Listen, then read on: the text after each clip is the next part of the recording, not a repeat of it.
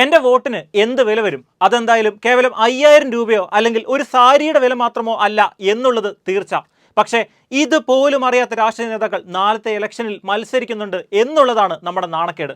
അതെ, ഒരു രാജ്യത്തെ പൗരന്റെ തൻ്റെ വോട്ടവകാശത്തിൻ്റെ വില കേവലം 5000 രൂപ അല്ല എന്നുള്ള തിരിച്ചറിവ് പോലും ഇല്ലാത്തവരാണോ നാളത്തെ ഇലക്ഷനിൽ മത്സരിക്കാൻ പോകുന്നത്?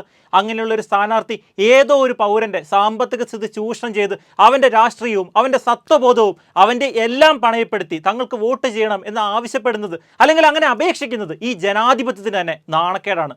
അപ്പോൾ എൻ്റെ വോട്ടിൻ്റെ വില ഇതിനൊക്കെ മേലെയാണ്. എൻ്റെ വോട്ട് എൻ്റെ ധാർമ്മികതയാണ്, എൻ്റെ വോട്ട് എൻ്റെ പൗരബോധമാണ്, എൻ്റെ വോട്ട് എൻ്റെ പൗരത്വം തന്നെയാണ്. ജനാധിപത്യത്തെ പോലും വെല്ലുവിളിക്കുന്ന, ജനാധിപത്യത്തെ ഇല്ലാതാക്കുന്ന ഇത്തരം ചെയ്തികൾ കാഴ്ചവെക്കുന്ന ശോഭാ സുരേന്ദ്രനെ പോലെയുള്ള രാഷ്ട്രീയ പ്രവർത്തകർക്കെതിരെയാകട്ടെ നാളത്തെ നിങ്ങളുടെ ഓരോരുത്തരെയും വോട്ട്.